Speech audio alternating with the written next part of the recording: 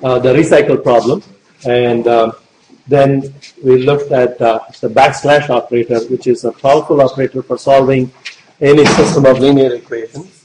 And so by now, you should know how to solve a set of linear equations. If you have a set of linear equations, how do you do it in MATLAB? A very simple operation. But we need to be able to define the matrix A and the vector B. They should be of consistent order. You should know that the problem is well posed. The equations are linearly independent. There are certain tools that are available to access that. And then we started developing the stage-wise separation process. We saw the physical description and then how to make that into a mathematical model, and that resulted in a tridiagonal structure. And more importantly, we saw this idea of a degree of freedom. The degree of freedom is the difference in the number of variables and number of equations. Okay? If you have more variables than equations, then that difference is your degree of freedom. So you can arbitrarily choose that many variables from your variable list, whatever the degree of freedom happens to be. In this particular problem, we had 4. So you can choose arbitrarily 4 variables to be anything that you want. And for a design engineer, the greater the degree of freedom, the more creative you can be in achieving your goal. Okay? So you have to choose those 4 numbers in such a certain way that you meet your desired target. So you should know how to determine the degree of freedom. That applies whether it is linear or nonlinear. The idea is the same. And then we saw how to handle various specifications.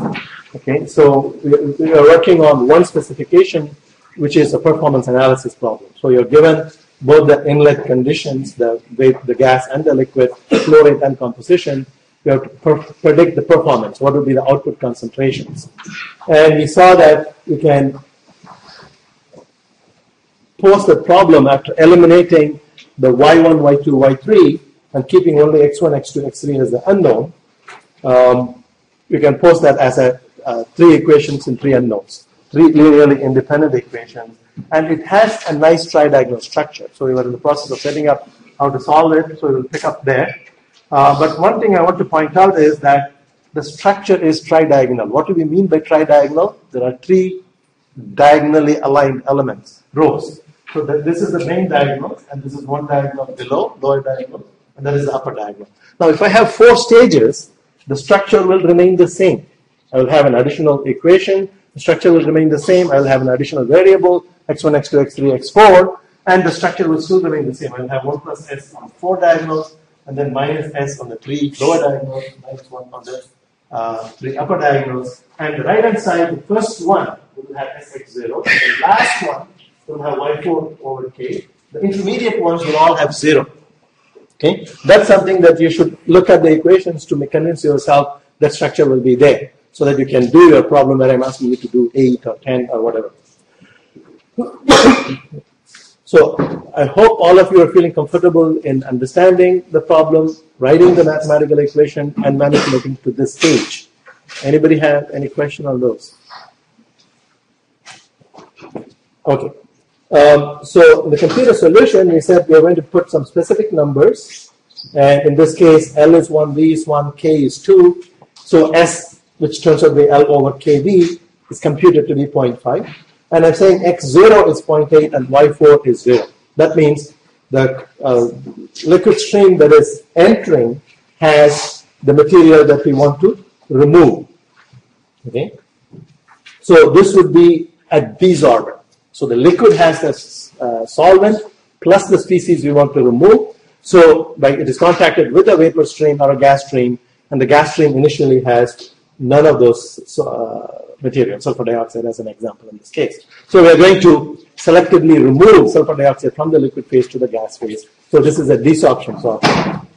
Okay? And we are asked to find x1, x2, x3, and y1. Why y1? Because y1 is the exit composition in the gas phase.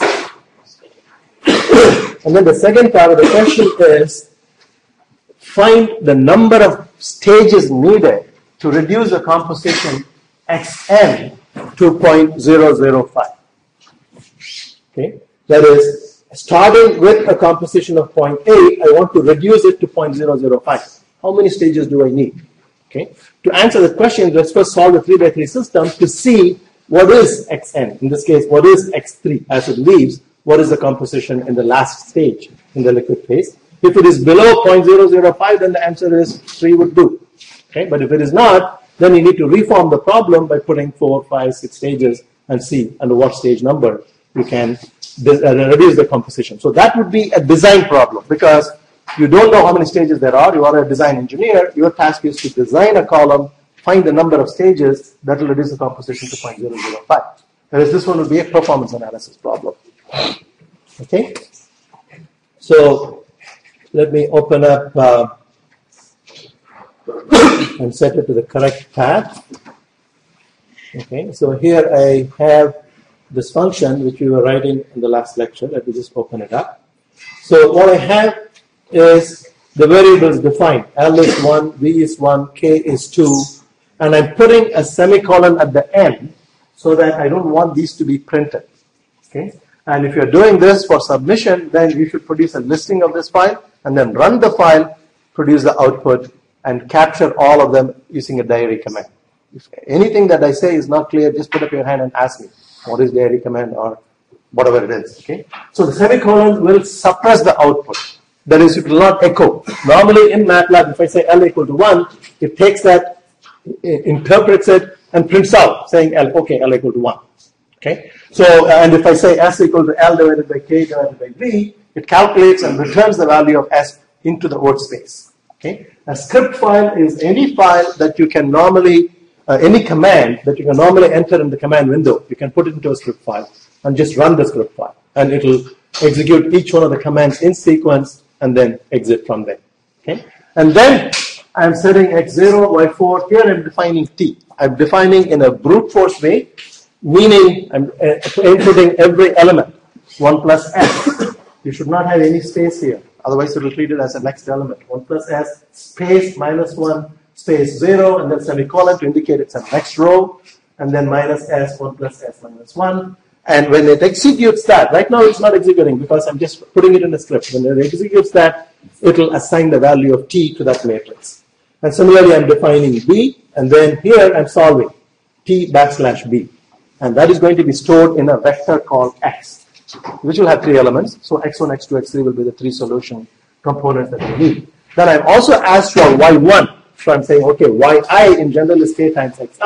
So I'll calculate all y's, y1, y2, y3, by simply multiplying by k times x. Now, MATLAB rules of multiplication says if one of them is a vector, the other one is a scalar, it will multiply every element of that by k. So I will get kx1, kx2, kx3, etc. Any questions on the script I've shown there? You understand what is happening there, right? So, in order to execute that, what I'm going to do is go to the MATLAB command window. Okay, so that is on an editor. Okay, but I'm going now to the command window, and let me just type that script first. Okay, meaning, okay, let me also do this. Diary assignment 01.txt. So it's a text file. Okay, so whatever that's going to happen, the interaction between me and the command window, a copy of it will be stored in that file. So first thing I want to do is show that that script. So type, I called it, I think, TP1. Yeah, TP1. Okay. Now I don't have to put the extension M because MATLAB assumes all the files will have an extension .m. Okay. So there is the script. It just echoes everything in that file. And when I type the file name by itself, TP1, then it executes it. It goes into that file, executes every command, and it prints out T, B, X, and Y. Why did it do that? Because for those variables, I did not put a semicolon at the end because I wanted to capture the output. Okay. So now my solution is 0.37, 0.16, and 0.05 in the 3 stages. Okay. Now, does it meet the criterion? I wanted it to be less than 0.005, right? So, obviously, this script is not going to do. What do I do? What are my choices? Go back and reconstruct, put another line in the script file where I have maybe 4. Okay, after this, I can create another variable called T4 equals, and then redefine everything. Okay. Now the problem is if I have a column that is 50 foot tall and has 40 stages, I cannot create 40 by 40 matrix by a can. It's going to take a long time, right? So you need to be efficient in generating these matrices, and that's what I'm going to focus on. So I'm not going to follow this path. I'm going to write a function. Okay, a function is different from a script. A script is any command you can put on a command window, you can put it into the file and execute the file. Okay, whereas a function will have a very definite structure. Okay, so it will have a name, it will have a set of input arguments, it will have a set of output arguments. And everything in MATLAB is a function, built-in function, or the library functions that they provide. In addition, you can write your own functions to define your problem. Okay, and that's what we are going to do next. So I'm going to open up this file.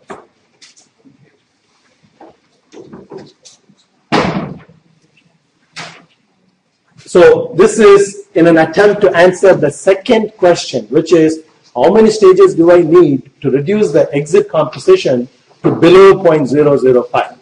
So what I've done is I have put all the same values that I have before in another script file. This is again a script file. I've defined K, L, V, and then I computed S, X0, and I called it as YNP1, the last variable as YNP1, because now N is an unknown. Okay, it could be 4 or 5. So I'm just saying yn plus 1. But you cannot use yn plus 1 as a variable. Okay, plus is an operator.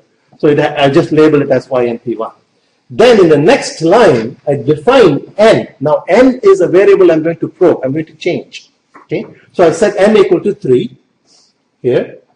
And then I define T3 as a matrix, which is 3 by 3.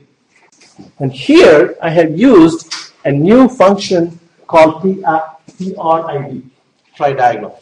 Okay? And so what it does is it takes 4 arguments. So any function will take a certain number of arguments, apply a certain rule within that function, and produce certain outputs. So in this case, TRID is a function. I need to see what it does. So we will open that up and see. But I want to lay out how I'm going to solve the second problem. So I create in that one command, I create T3, a 3 by 3 matrix, and then I create V3. Okay? So V3 is S times X0, semicolon, zeros, and n minus 2, because there are n minus 2 elements between the top and the bottom on the B vector. And then the last one is YNP1 over K. I've defined YNP1 to be 0 in this case. Okay?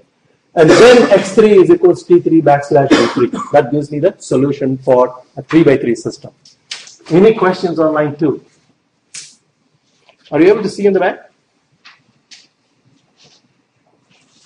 I don't know whether I can increase the font size.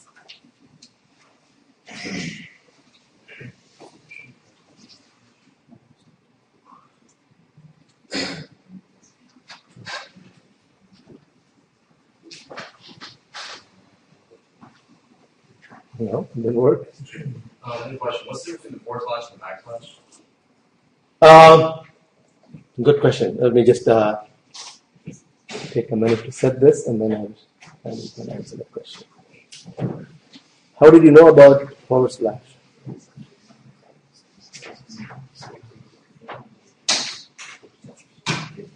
Oh, that's the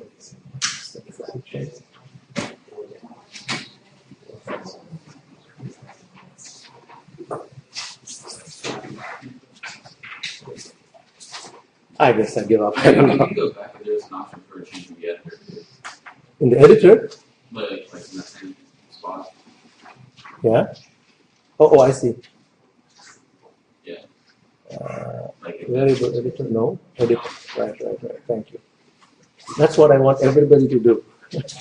I missed it, but he observed it. Okay. As you're opening these things, just notice what is there, and you will find that it is not as bad as you think. Okay. Right, it's better now. Thank you. Okay, so the question was, what is the difference between the forward slash and the backslash? Okay, the answer to that is it is the way that both of them essentially do the same thing. They solve a matrix vector product by taking the inverse. Now, if you had, for example, T3 on the right-hand side and B3 on the left-hand side, and B3 is not a column vector but a row vector, so it is as if you are transposing T3 backslash B3, if you transpose, what would you get? B3 forward slash B3. Then it would work and it will do the same thing. Okay? It's more than that. Every operator, every command in MATLAB is more than what I'm telling you. Okay? So I'm telling you the basic thing, and of course you can always go back to the command window and ask for help on operators, and it will give you a detailed explanation. What does the forward operator do? What does the backward operator do? Okay? So there's a feature called overloading. So the same operator, the meaning of the operator is defined by what it is operating on both sides. So the meaning can change depending on what you're operating on both sides. Okay, any other question? Okay, so my question to you was, you understand that script, right? So in the second line, what I'm doing, I'm saying n is equal to 7. I'm calling the same function. This is the idea of a function. You can reuse the function in different with different parameters. Okay. So in this case, it's the same function, and I will open up that function and show you what it does. But n, I just left it as n because I've defined n here as 7. So wherever n appears will be replaced by 7. Okay. And then here I have n minus 2. So this will be 5, for example, 5 zeros, and then x7 equals t7 over b7. So in order to solve for these two systems, for 3 by 3 and 7 by 7, all I need to do is run this script. Okay? But before I run the script, let me just show you what that TRID has. It's also a function that I wrote, and I want you to kind of absorb what it does and engage in a discussion. Instead of me explaining it, what do you think it does? And let's figure out how I would code. Suppose somebody gives me a piece of code, and I stare at it and I say, it looks like Greek. I have no idea what it is doing. Okay? Then how do you take it apart to understand what it does? Okay? So in here, what it does, the difference between a script and a function is function has well-defined structure. The very first line should have the keyword function. That's how MATLAB knows that it is not a script file, it's a function file. One of the differences, whatever variable that you create in a script file will be available as a global variable in your workspace. Okay? Whereas any variable that you create in a function will exist, will live only as long as the function is executed. The moment it comes out of that variable is gone. It's not defined. It's not available in the workspace. So variables within a function are not global. Are you familiar with the concept of a global and local variable? If not, you have to put up your hand. I can explain that, but if you keep quiet, I will assume that you have seen, you know what it is. How many of you have a problem between global and local variables? You understand what I mean by that? Can you just explain it? Okay. Explain it and try to demonstrate it. You need to be like that. It will slow us down, but there is no point in me trying to dump more and more if you're not absorbing it. Okay? So I would rather give you enough tools for you to be learning on your own. Okay? Than cover a lot of material and not get anything across. So we will try to explain what the difference between a global and a local variable is. But the rule that you should know is any variable in a script file is a global variable in the workspace. Any variable in a function is a local variable. And the function brings with it a set of variables as input. So in this case, it brings L, B, U, and N as a set of input variables. So those L, B, U, and N can be used anywhere on the right-hand side of an expression because they will have values assigned to them at the time you call. When I call it, for example, first time I assigned n equal to 3, the second time I assigned n equal to 7. Okay? So you'll be able to handle with those. And here I have just one line, but that one line is going to create a tridiagonal matrix of any size for me. How does it do that? Let me ask you, what does this function do? Just that, focus on that part. DIAG, open parenthesis, 1, open parenthesis, n, comma 1, multiplied by d, close parenthesis. Can anybody kind of guess what it does? You want to take another shot? You're right. 90% right. Makes a diagonal multiplied by d. So it will have a matrix on only the diagonals with a value of d. How does it do that? It calls another function. So I am calling TRID. TRID is calling DIAG. DIAG is calling another function called once. So what does the function once do? It takes two inputs, okay, n comma 1. So it creates a vector or a matrix of ones. Okay? So in order to understand that, what I would do is I would go to the MATLAB session and just try once. For example, once 4 comma, oops, where am I? Once 4 comma 1. What does it do? Okay, it produces 4 by 1, a vector. What do you think once 1 comma 4 would do? Now you should be able to guess. 1 by 4. What would once 4 comma 4 do? 4 by 4. You want to guess what this would do? Same thing. Okay, by default, it takes the second one to be the same as the first one.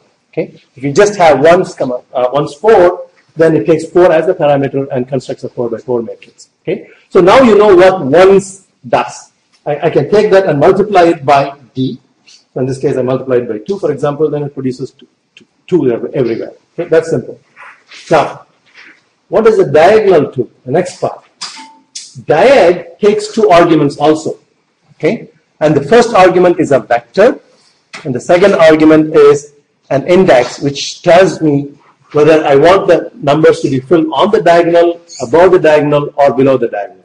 So the other thing that you should be able to do is try to decipher what does the help say. For example, if I type help diag, okay, it tells me something about the diagonal function, diag. Okay, that's all I have. So it says diag b comma k. B is a vector with n components. Okay, and k indicates which diagonal. K is equal to 0, the main diagonal. K equal to plus 1, 1 off diagonal above. K equal to minus 1, 1 off diagonal below. Okay, so diag then is a powerful function that allows you to construct diagonals in a matrix, and the size of the resultant will be n plus abs k. Why abs k? What does abs do? Abs is another function. It takes the absolute value, because k could be negative to indicate that I'm putting on the lower part, but the size is determined only by absolute k. Okay. So if I type diag 4, 3, 2, 1, comma 0, what would it do?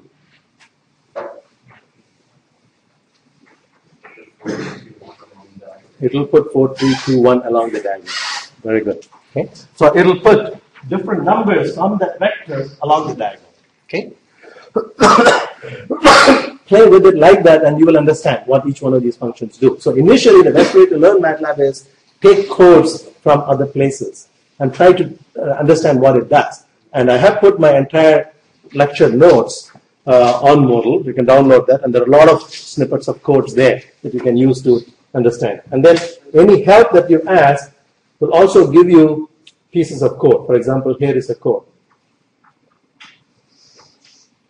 With the explanation we have, can anybody predict what would be the size of the matrix that it produces if I execute that?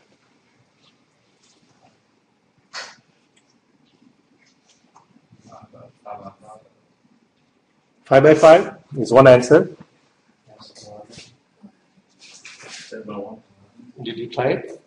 Oh, you're figuring out. If you answered 11, that's the right answer.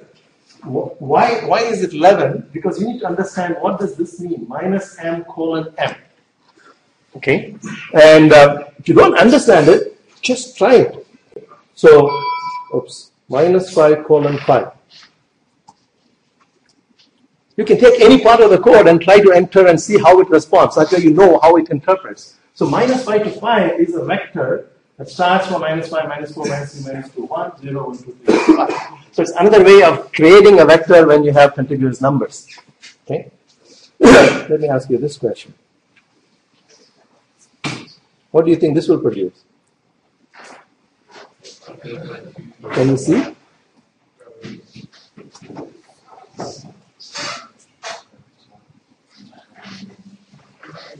Wow, I made a mistake, but let's see. I said, what is it going to produce? Minus 5 colon minus 2 colon 5. So the intermediate one would be an increment, right? So it should, what I wanted to create was minus 5, minus 3, minus 1, 1, 3, 5, etc. But what mistake have I done? The increment should be positive. I put the increment at negative, so it goes from -5 to -7, but it's outside of the range. Okay, so the first and the last provide the range, and the intermediate one gives you the increment. Okay, now let's go back to with that explanation. Do you understand that? Are you able to understand every part of the code and why it produces a tridiagonal matrix? Now, if I'm going too slow, you also have to tell me, well, we know all this, we don't need it, speed it up, I can speed it up. Okay? Is the words ones defined somewhere else in the program? Or? Yes, yes. How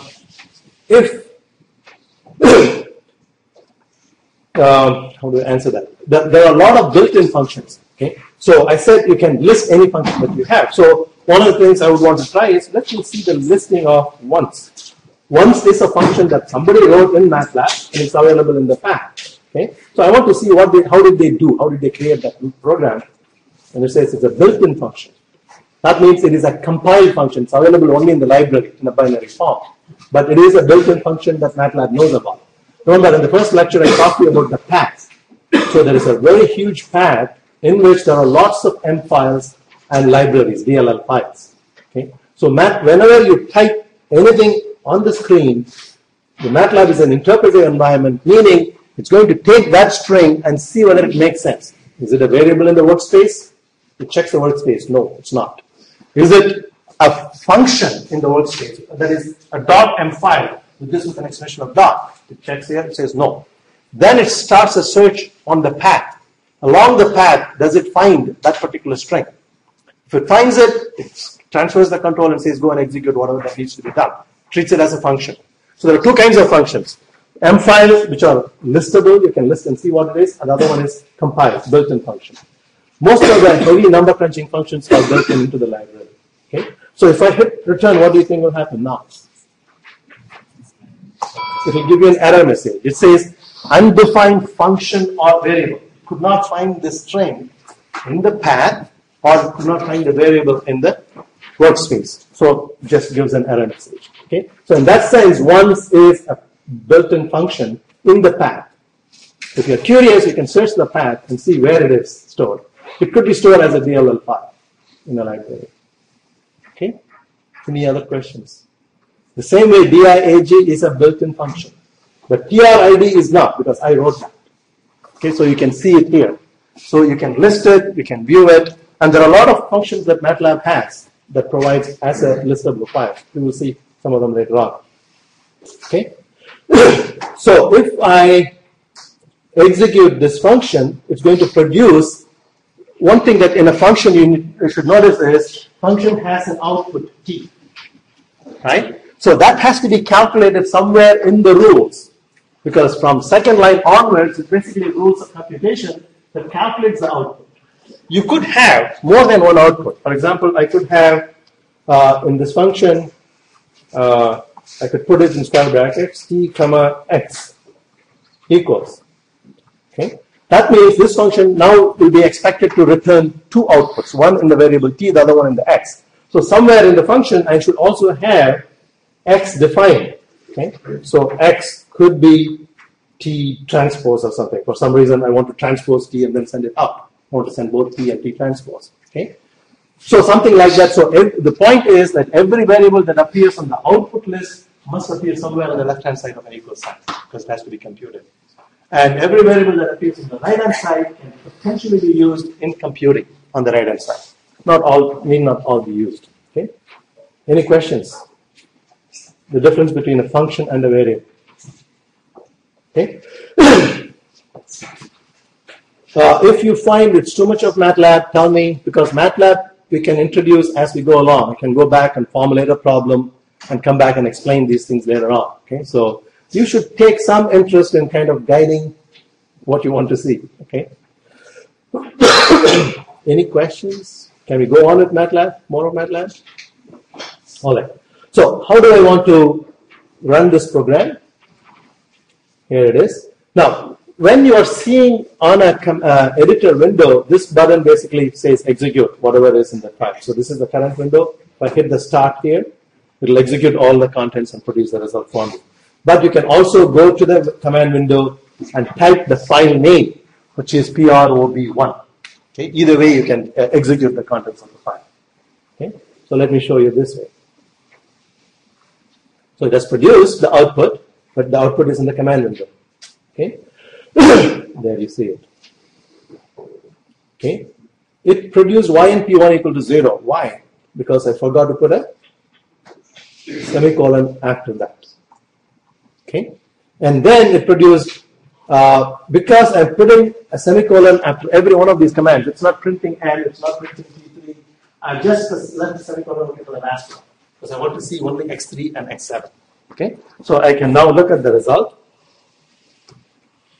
And x3 is 0.0533 and x7 is 0.0031. So what would be your answer to that question? We want the composition to be less than 0.005. The exit composition, the last composition in the stage. So this is certainly less than that. So it says that 7 stages would do the job. Okay, if you want to decrease the composition to below 0.005, 7 stages would do. If you want to do for 6 stages, what would you do? Copy that line, change n equal to 6, and then make a few edits, and you can get the answer for that. That's the power of a computing environment. Okay? Yeah. Is there like a better way to solve it? Like, can you graph it or something and find like the minimum where it's 0.005? That's a good idea. This is what I want you to be doing. Okay, thinking all the time. You can say, okay, I'm going to solve it for a series of stages from 3, 4, 5, 6, 7, 8.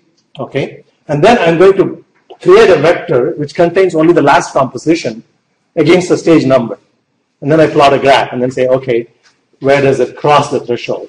Okay, you can certainly do that. And you can certainly do that without plotting it. If you want to automate it, you can write more advanced programs that will spit out the answer for it as a number, digital number, and equal between 6 and 7. It has to be an integer number. So between 6 and 7. 6 stage, you don't need it. 7 stage, you need it, for example. Okay. So for that, you need to be able to use control statements like if, condition, and while loop, and things like that. Yeah. So this method that you have to just keep guessing, kind of sort of guess and check. Right. And this is not the method I would recommend. I'm just introducing MATLAB and showing it's very easy to build on that. We are going to continue to build on that to do a program which will then answer that question by just running the whole thing in a logic. Okay? Any other questions? Okay. Global variable and local variable. And also I will show you a few things about debugging. This will come very handy. Okay? So I said I could, for example, hit the start button and it runs all the commands without stopping and produces the result in the workspace. Suppose I want to control the execution. I want to stop after line 1 or after line 2 and then see what it has done in the workspace. Okay? So I could, in this bar, I could click with the left mouse button and it will put a red dot normally if the file is fresh. I need to save it and then click on it. If you click on once, it puts a red dot. If you click on again, it takes it out. So this is called a breakpoint. Okay? You're setting up a breakpoint in a program. All you're telling MATLAB is, when I execute this function, you reach that stage, you stop. You don't execute anymore. You pass the control back to me on the workspace because I want to see what the various values are for the variables. Okay? So it will be helpful to kind of track where the error might be in the program. So this is called a debugging tool. So when I set that breakpoint and then hit start, it executed the first line and then it is saying I'm stopping at the second line. This is my current line. Okay? So if you want to look at what is the value of k, you can go to the workspace and of course you can look at the value there or you can type what k is. Ask for the value of k because it has executed the first line. Before I do that, let me clear because I have a lot of junk in the workspace already. Okay? So I want to clear the workspace. I want to stop.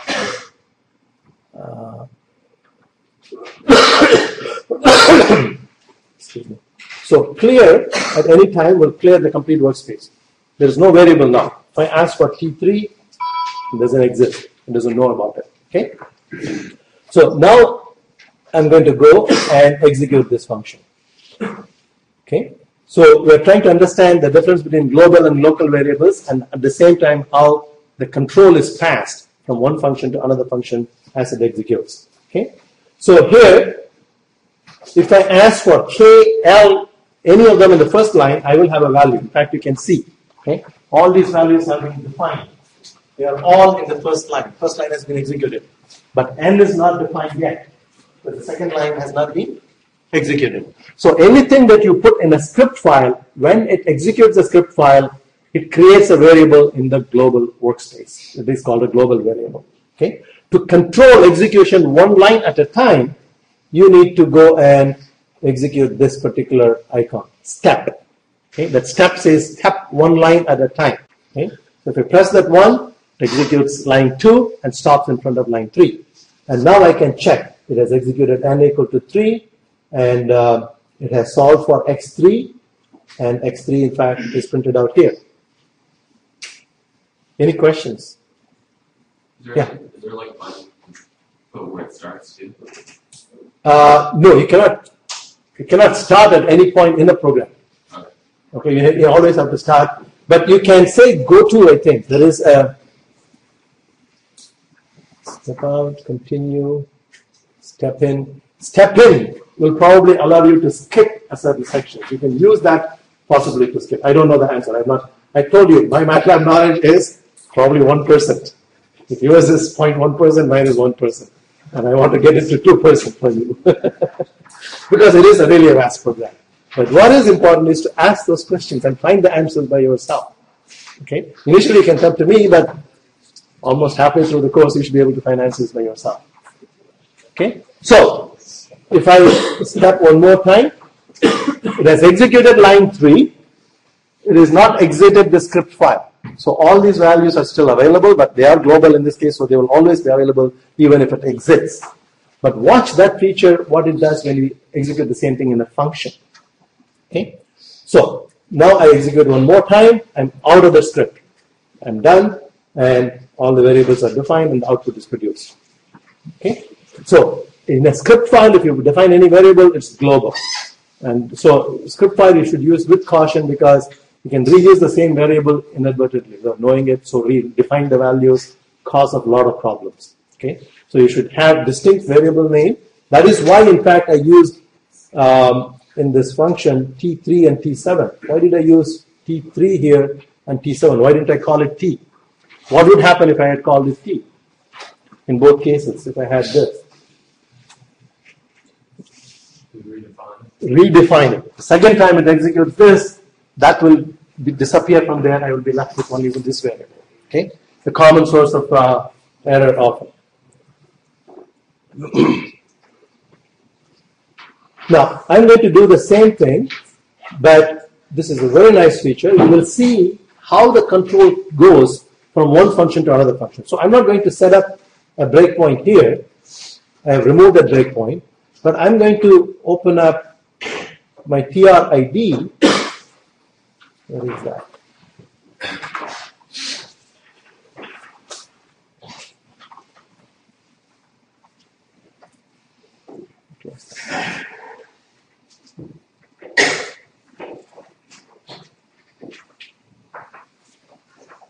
Okay, so you see TRID and you see the problem. Two files. The PROB1 is a script file and TRID is a function file. But the script file calls the function file. And I am calling the script file from the command line. Okay? So it's getting a bit more complicated. So in here I'm going to set the breakpoint.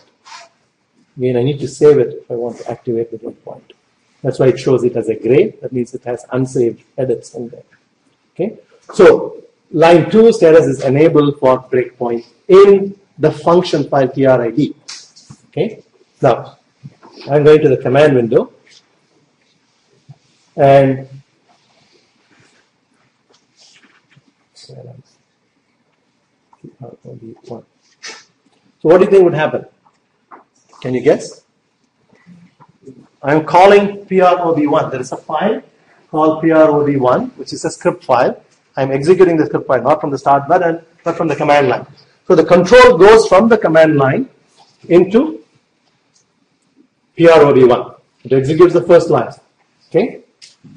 I want you to think about and guess and tell me what would happen. What does PROB1 do? Where is the control? So I'm transferring the control to this. So it executes the first line without any problem. It goes to the second line. And when it executes the second line, it says, I'm going to make a call to TRID. Okay? So it transfers the control to TRID. And what have I done at TRID? I've set up a breakpoint. Okay? So it will stop there. So it will, from the command window, it will go to this file. And then from there, it will go to TRID and it will stop there. That's what I would expect to happen. If anything else happens, I need to explain what happened. There it is. So I executed that PROB1. It went to that file, executed the first line. It created all the global variables in the workspace.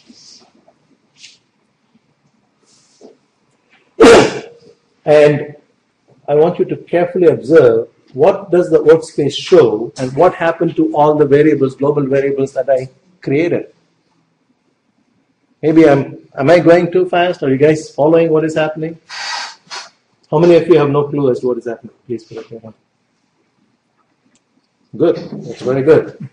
So what happened then? He explained to me. So on the workspace, it says I have B, L, N, and U. Okay? So B has a value of 1.5, L has a value of minus 0.5, N is 3. Where did it get all these values? It got them from this line 2. So by the time it came to line 2, S was already computed and N was already set to 3, right? So all these variables were computed and put in this place, substituted. Whereas I have minus S, I put whatever the value of that is, 0.5. Okay? And S plus 1, in the second place of this function, I put 1.5. In the third place, I put minus 1. In the fourth place, I put 3. So these are the only 4 variables that are transferred to the function TRID. So when it is inside, when it is residing inside that function TRID, this is an important concept. If you guys get it, you should have no difficulty with MATLAB. Okay? Then you understand how functions work and how the variables are transferred back and forth. So when the control is transferred, the workspace now is local. Okay? The workspace does not know about K or L. Those are defined outside of this in the main workspace. So this workspace now, the control is in this function. So it knows only about the 4 variables that have come inside and any variable that I calculate inside that function. Okay? So if I say stat, what would happen to the workspace?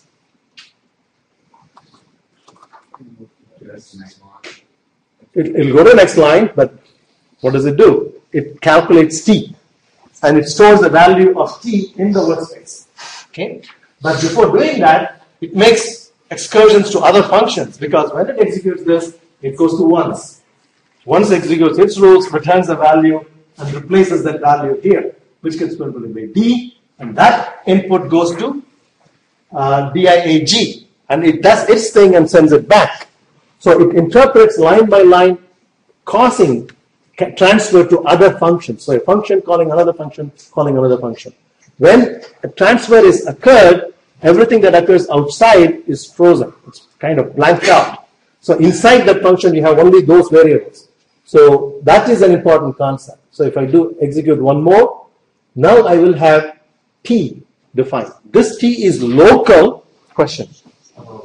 So can you go back to the other one, not the prompt, but the other dot, yeah. Oh, yeah, that one. This one? So you would bring the break down. The break right now? The break right now is in TRID on the second line. Did you put one of the other ones here? I did not. Oh. I did not. On the other one, meaning PROB, I took that out. Okay? But you can put that. You can set breakpoints in different functions if you want to treat. I'm confused on why n is equal 7. It says no. Good question. Why is n not equal to 7? Because right now, the control to TRID was passed from this line. Okay, so n is equal to 3. So in the function PROB, the current line is this. It's only doing that line. It's only doing that line because this line requires you to control the transfer to TRID. So we are now in TRID with the values that exist at this stage. Okay, and once it finishes TRID, TRID will come back and assign that to T3. Then it will go to the next function, the next statement, it will assign B3. Right now B3 won't be assigned. Okay, and then it will execute YMP1 and X3, and then only goes to the next line. And next line it's going to call TRID again. And when it does that, it will stop at the same breakpoint. Then you can see what is the value of n. That is how you use debugging, because now you know when n is 3 in the workspace, you clearly know that it is coming from the second line. You can go and check whether it is indeed coming from the second line. Right? Does that make sense? Okay. TRID. Now I'm going to step one more time. Now it's ready to get out of this. When it gets out of it, where does it go? It goes to the second line of the calling function, PROB1. Okay? And then continues to execute that second line. That is this line. Okay? It is executing right now this part. And when it comes back, it will continue to execute B3 and YNP1, etc. But what I want you to observe is, as soon as the control is transferred back to this, what would happen to the value of B, L, N, U, and T? Those are local variables to that function, TRID. The moment control comes out of it, they will be wiped out from the workspace, and it will reload all the variables that are appropriate for that function. In this case, that script. Okay? So, let me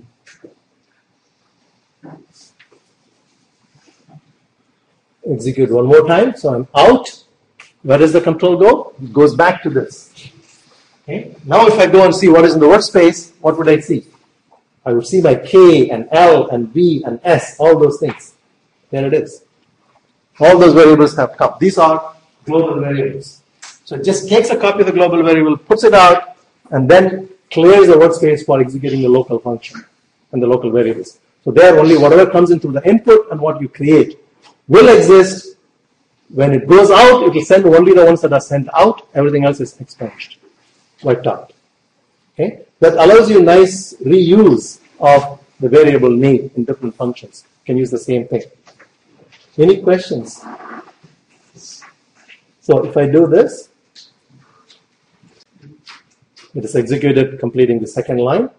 Now if I execute this, it stops because its call is transferred again back to TRID. So I set up a breakpoint there, it stops again. So what will be the value of n now? It should be 7. N is 7. Right? So this debugging feature is extremely useful in trying to track where the error might be. You think you're doing one calculation, but it is doing something else. Then by looking at it, you can track where the error is. And it also illustrates how the control goes from function to function and the concept of a local variable and a global variable. Think about it. You can re-listen to this if you like. If you have any questions still, come and see me. Okay, I can try to go over it one more time. All right. So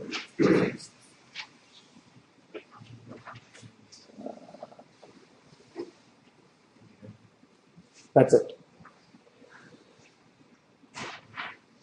So we have in a way answered that second question. Okay, how many stages you need? You need at least 7 stages. What is not clear is what 6 stages do. Okay, I would like you to explore that on yourself. Solve the problem for 6 stages and see what is the class composition.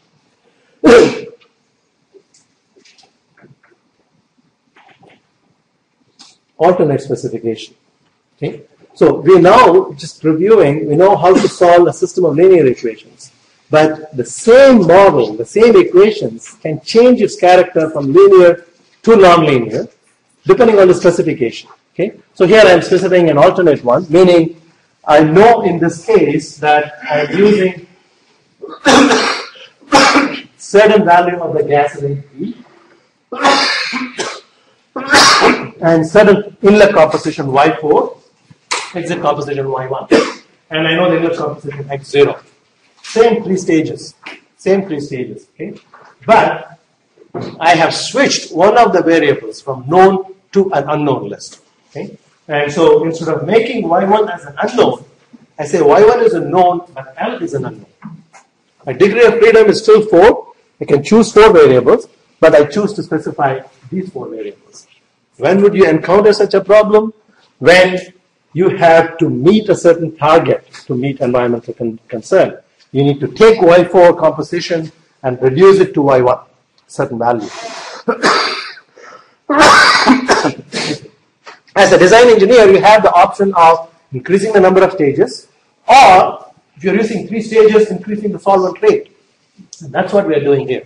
We are saying, in the same 3 stages, can I use more solvent to dissolve out the more sulfur dioxide into that and meet that criteria? When that happens, how does the problem change? Okay. Well, the equations remain the same as before. Excuse me. These are the same 3 equations, okay? But previously we had V times Y2 minus Y1 minus L times X1 minus X0. Okay, that's what we had. Okay, now we need to examine what are the unknowns and what are the knowns. The knowns are, in this case, V and Y4 and Y1 and X0. So the unknown vector, this is known. This is the specification. Unknowns are, remember we had 10 variables. What are the 10 variables? X0, X1, X2, X3, 4 variables. Y1, Y2, Y3, Y4, again 4 variables, and L and V. So from this 10 variables, we have chosen to specify these 4. So you have the remaining 6 as the unknown. Okay? So that would include L. So X0 is known, so I'll have X1, X2, X3. And Y4 and Y1 are known. So Y2 and Y3 will be unknown. Okay? So 3 plus 2, 5, 6. So there are 6 unknown variables and there are 6 equations. 3 mass balance equations and 3 thermodynamic equations, which is simply Yi equals K times Xi. But we can use the thermodynamic equation because it's so simple to get rid of all the Y's. In this case, Y2 and Y3. We can get rid of that in terms of K times X2 and X3. And that's what I have done here. If I had Y2, I replace it by K times X2. Okay? If I had Y3, I replace it by K times X3. And Y4, sorry, Y1, okay? X1 is, in this case, an unknown, but I can replace it because X1 and Y1 are related by the thermodynamic equation. So X1 is replaced by Y1 over K. Okay? Because Y1 is a known quantity. So I've rearranged the first equation. I've done the same thing for the second and the third equation. Yeah? We need to find Excuse me, what is I here? yeah, where is that defined already? Or is it Okay, I is the stage number. So in this case, it will go from 1, 2, and 3. This simply says that Y1 and X1 are in equilibrium, Y2 and X2 are in equilibrium, and Y3 and X3 are in equilibrium. So you will have as many equations as stages.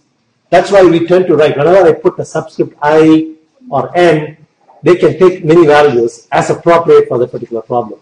So in this case, I would take on the value of 1, 2, and 3. So Y1 equals K times X1, Y2 equals K times X2, etc. So for the first stage, I will be 1, the second stage, I will be 2. Okay? Any other questions? We haven't defined it to be linear yet, so can you... I'm going to ask you whether it is linear or nonlinear. But I've told you that K is still a constant. K is a constant. Thermodynamic equilibrium is a constant number. Okay. Any other questions? Did you have a question? No? Okay. So what I've done is wherever I had y2 and y3, I replaced it in terms of x2 and x3 using the equilibrium relationship. And then I have the unknowns would be simply L and x2 and x3. Okay. So wherever I have y2 is replaced by k times x2, and y3 is replaced by k times x3. And since y1 is known, x1 is replaced by y1 divided by k.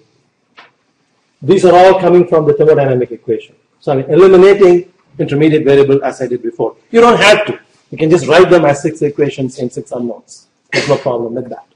Okay? After you do this manipulation, you can reduce these equations as first function for the first stage, second function for the second stage, third function for the third stage. If you notice carefully in the listing of this function, I'm saying this function depends on these variables. But I've separated them into 2 groups, L and x2, and then I put a semicolon b y1 x0. What is the difference?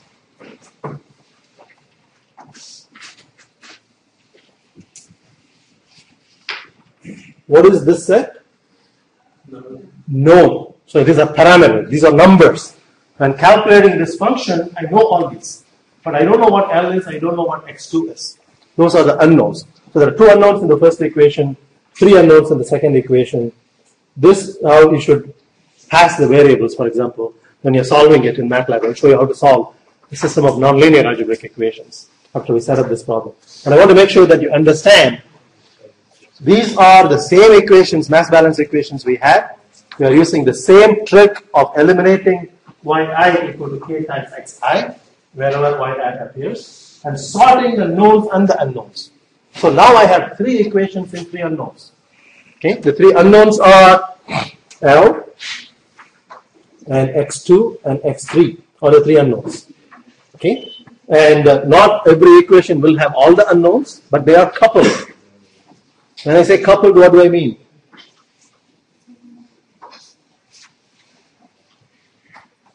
I have a quick question now. Yeah. How come K is not listed as a known or an unknown? Because we did not include K in our original list of 10 variables. Because K is a property. Okay. It depends on the solubility. So it is always known. Okay. Whereas these are all operating conditions, flow rates and compositions. So we would know K is something because That is a very good question. You could do an experiment where you can treat K as an unknown, and then you have to measure the exit compositions. Then you can back calculate K. This is how experimentally you will find what K is. But by the time you do a design calculation, you assume that K comes from experimental data. Any other questions? Okay? Question for you. Is that set of 3 equations and 3 unknowns well posed? Is it linear or nonlinear? Nonlinear. Where are the nonlinear terms? L times x2 is a problematic term. This is an unknown, that is an unknown. So you cannot write the system as t times x equal to b.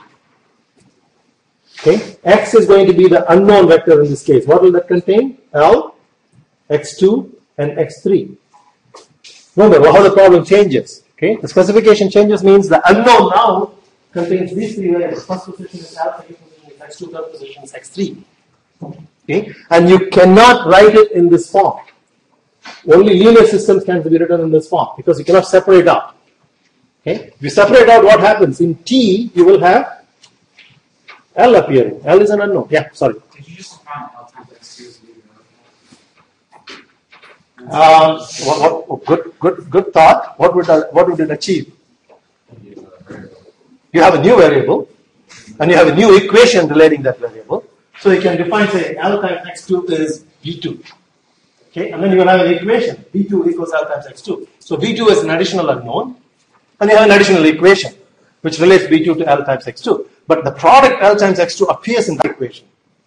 What you are trying to do is linearize this part, right? So you have to say, okay, I have a new variable B2, which appears by itself. But that B2 is an unknown, which is related to L2 and X2, so you have an additional equation. Whenever you introduce an additional variable, you need an additional relationship, right? And that relationship in this case is given. B2 equals L2 X2, the nonlinearity is there. So there is no way to rigorously convert a nonlinear system into a linear system. There are ways to approximately convert that. We will see that later on, and you will see that in that process dynamics course too. Okay? But it's a good thought, but it doesn't work. Okay? So where else? You have L times X2, you have L times X3. Those are all nonlinear terms. So the backslash operator doesn't work because I cannot put it in this form, T backslash B. How do I solve that? Have you seen this in your previous MATLAB course? How to solve a system of nonlinear algebraic equation? No? Okay. That is,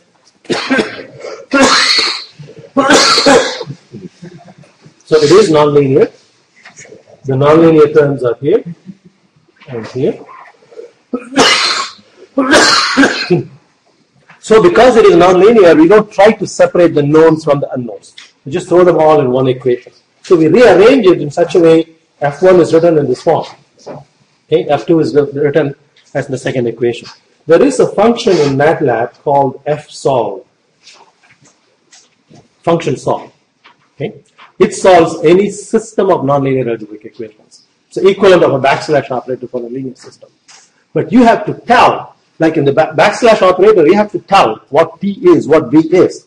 Then it takes these two and solves it using Gaussian elimination. Okay? So the same way, fsolve has to take as input a set of functions, F1, F2, F3. And let me give you conceptually how it goes about solving it, so that you have an idea of what MATLAB is doing. So you are going to write a function, and that function is going to take 3 inputs in the vector, and it is going to return 3 functions. So we are now learning to write more complicated, sophisticated functions. Takes 3 inputs as a vector, and writes out an output as a vector with 3 numbers. The 3 numbers are the function values, F1, F2, F3. What do we want the function F2, F3 to be equal to? 0. So what MATLAB is going to do is ask you first, give me a guess. Give me a guess for L and X2 and X3, because you know the problem better, right? So you have to give it a guess. L is 1, X2 is 0.5, X3 is 0.2 or something like that. It takes those values of guesses that you have provided, plugs it in, and asks the question, is it 0? It's not going to be 0 because you're giving arbitrary guesses, right? Then it's going to have an internal sophisticated algorithm which says, okay, it is not 0, but which direction should I go so that it is driven to 0? So it can, for example, calculate the derivatives of these functions. If I take the function L and then add a tiny bit, L plus delta L, does this function decrease or increase? You can ask the question for F1, F2, and F3, okay, in all of the 3 variables. And then it says, okay, I'm going to make a better guess than what you provided. And that's not going to be equal to 0 either because it's only a guess, right? And then it will make another call to this function to check whether its guess works. If it doesn't work, it's going to make another guess. And call it again, another guess, call it again. Until it drives these functions to 0. And when it does that, the guesses are right. That's your solution. Okay? That's what fsolve does. Now, how do I pose this problem to MATLAB? Let me try it.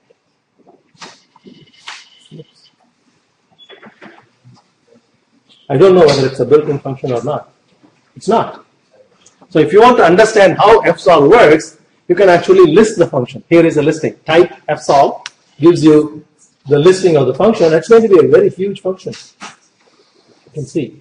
It uses all kind of if-then logic, programming, and every time it will make a call to the function that you are going to write.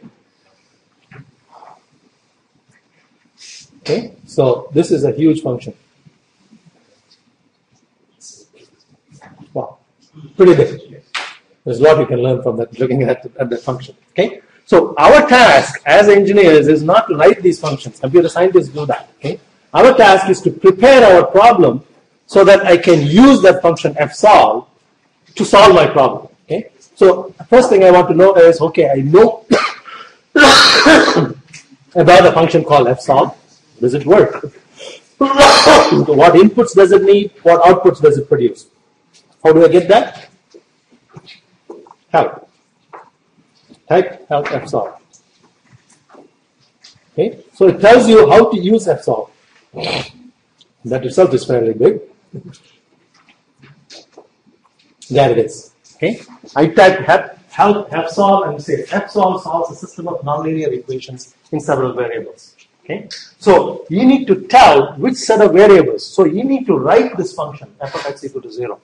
You need to write the function and pass that function as an argument.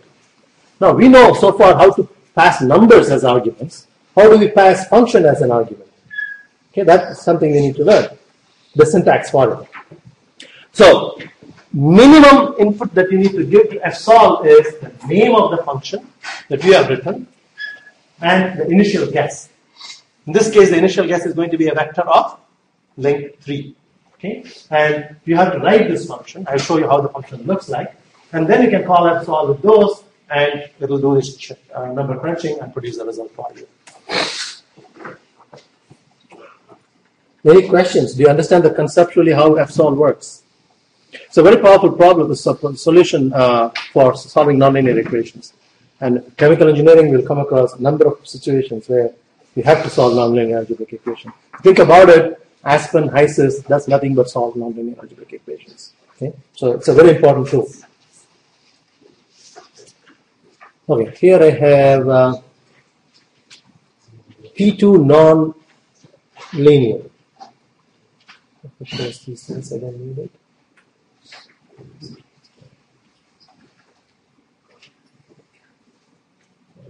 I've already written this function, so I just want to go through what it does. So my task is to write a function that calculates those three equations. Okay, so I created a function called f. Function f is the output. Okay, equals P2 NO and L. This is any name that you give. This is problem 2, nonlinear, something like that I can call it. Okay, and x. It takes only one input, x. Okay, but x has to be a vector. Fsolve will assess the length of the vector. It will count how many elements there are. That's how it knows what is the size of the problem. If you pass 10 elements there and it thinks it's a 10 by 10 problem. So it expects, when it gets back, it expects 10 numbers for the functions because it thinks there are 10 functions. Okay? So the size of f and the size of x should match. But it will handle any number of equations. Okay? And then anything that you put in a person sign is a comment, as you know. But within a function, if you put those person signs, then when you ask for help on this function, oops.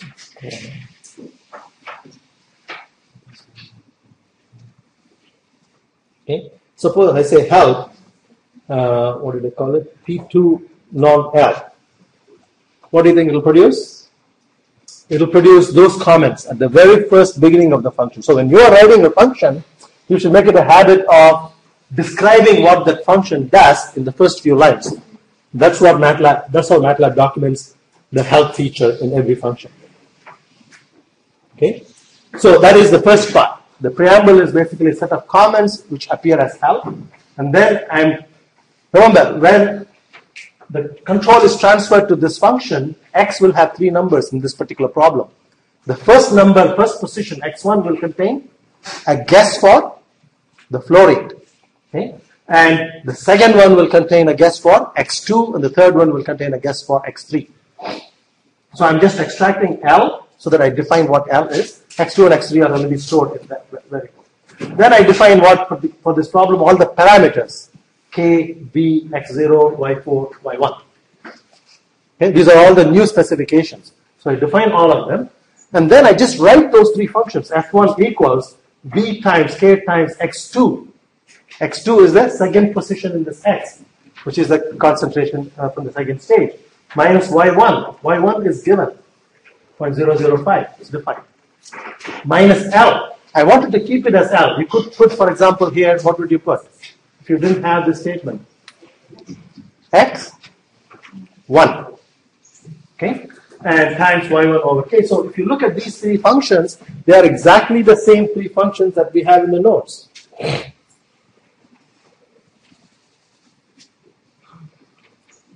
Turn by turn, we should be able to match them. Okay? V times k times x2 minus y1. V times k times x2 minus y1. Okay?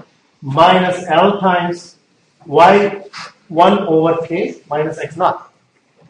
But in calculating this, some of them, like y1, k, are all numbers, fixed numbers. But x2 and L are guesses. So when I execute this function, if the guesses are not right, I'm not going to get 0. Okay? All I need to do is create this function. Sorry. Yeah. What is the L equals x1? What is that again? Yeah, I stored the three unknowns. The three unknowns in this particular specifications are the L and x2 and x3. I stored them in a particular fashion when I wrote it.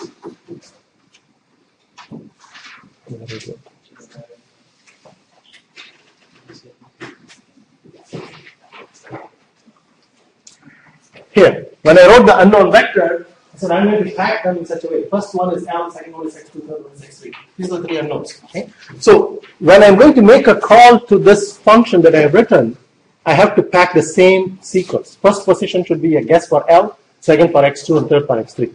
Okay, so what I'm doing in that function is, it is sending me three guesses in x, and I'm saying x1 is the same as L. Other way I could have done is, wherever I had L, I would have replaced it by x parenthesis 1. Both of them would work. Okay? I just wanted to keep this equation looking the same way as I written down on the paper. So I said, okay, I'm going to take x1 only and put it in L. The remaining are x2 and x3. I can keep them as it is. Okay? Any questions on this function? Yeah? Can you run loops in MATLAB? You can run loops. You can run for loops, while loops. You can have if-then conditional statements. And if you look at that fsolve, you will see that all of them are used. Is your question? Okay. Anybody else? How is the pace now? Is it okay this class, or is it still?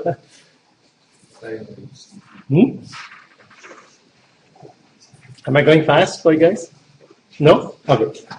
So, let me ask you a question. So, you understand this function, what it does. It takes three guesses for the three variables, L, x2, and x3, and it calculates the three functions and returns them. Okay?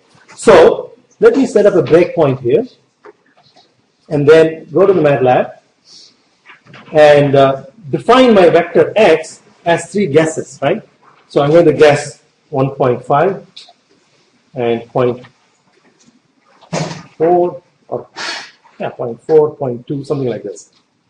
So I created a vector, which are my guesses for the flow rate and x2 and x3. They could be totally off. Okay? So if I type P2 non x, what would I get as an output?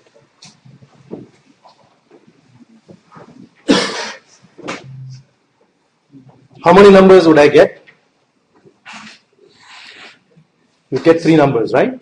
What happens at this stage is control is passed to P2, NO, and L, which is that function, and it takes these three values.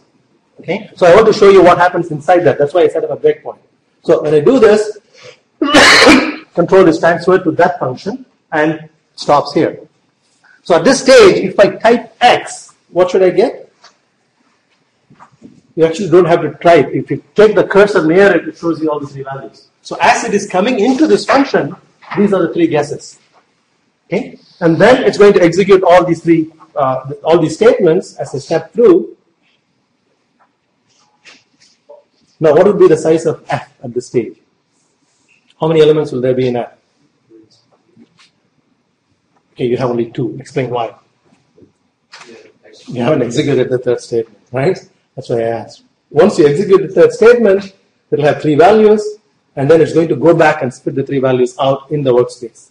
Once I execute that. Okay? So in the workspace, function 1 is 0.79, function 2 is minus 0.99, function 3 is 0.7. None of them is 0. Okay? Now the last part of the question is, how do I use this to solve? So I'm going to make a call to fsolve, and I'm going to tell fsolve the name of the function. Okay? So here it says how to use fsolve. Fun x0. Fun is the name of the function, and x0 is the initial guess for it. So the way that you specify the function name is simply the @ sign that you would use in email, and then the name of the function. So P2NONL. This is how fsolve knows that it is solving the problem that you define in this file, in this function. Okay? Comma x. What is x? X is still defined in the global variable in the workspace. So this is the initial guess for x. Okay? Do you understand how it works? Very simple if you think about it. fsolve, the name of the file that you have written describing the problem, that has to be consistent. Okay? If you have 10 equations and 10 unknowns, the guess must contain 10 values here, and that function must return to fsolve 10 values, which it treats it as a function values. Okay? Any question? Now, if I hit return, what would happen?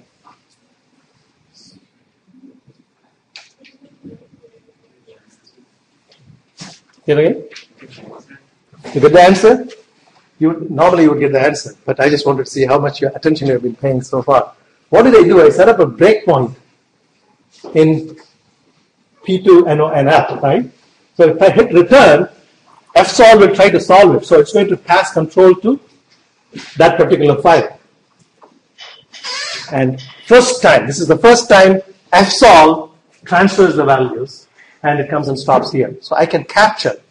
fsolve is going to make this call repeatedly, 100 times perhaps, making various guesses. Every time it comes here, it will stop because I've set up a breakpoint. Okay? Now I can look at what are the guesses. What would be the guess? The original guess that I gave. So MATLAB is trying to, or fsolve is trying to make calculations for F1, F2, F3 based on the guesses that I gave. Okay? And then I execute all these. What is going to happen now? It won't print out. It won't print out. Okay? What? Because this function was called by fsolve. So fsolve will receive these three numbers. I won't see anything in the workspace. If I call it from the workspace, it returns to the workspace. But if I call it from some function, it returns the value to that function. So here now I have come to this stage from fsolve. So these three values will go to fsolve, and fsolve will check whether it is 0. If not, it will make another guess and send it back. Okay? So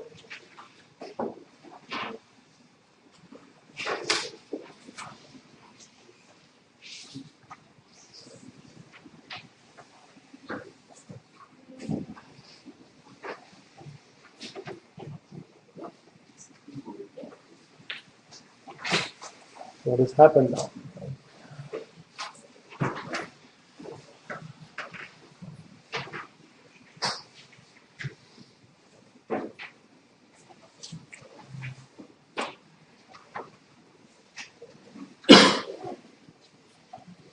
I'm kind of lost right now because it should go back to fsolve and come back with a new set of values and put a breakpoint second time.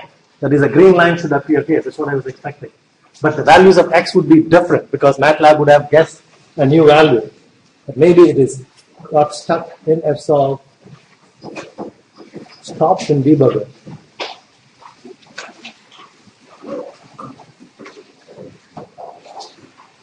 Okay, let me just continue. Yeah, there it is.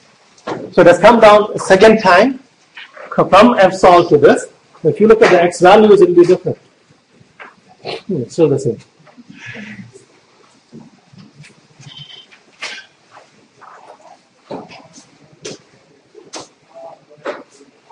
Still the same.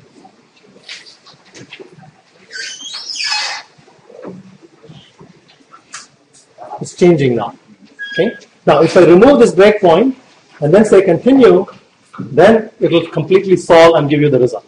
Okay? It will call it many, many times, and in the workspace, you should find there is the answer. So L is 10, and x2 and x3 are there. How do you verify it is the answer? C2 nonlinear answer. To pass this answer to the function, what should you get? Zeros.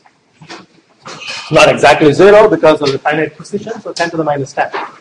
So the difference in these equations is in the 11th decimal place. Okay?